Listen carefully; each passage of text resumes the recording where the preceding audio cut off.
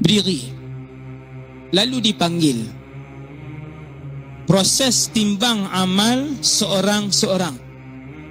Ustaz, orang lain buat apa Ustaz? Orang lain tunggu dan lihat. Kalau orang lain boleh balik rumah, rehat dulu, alhamdulillah. Tetapi ketahuilah, mahsyar itu ialah tanah kosong. La tara fiha iwajan wala amta.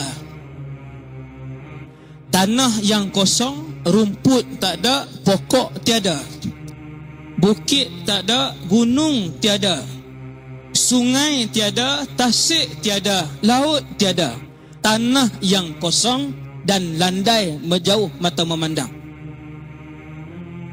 Sekira-kira tuan-tuan tengok di sebelah kanan, tuan-tuan tak tahu di mana penghujung. Makhluk sampai hujung.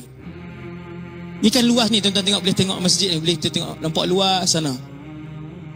Subhanallah.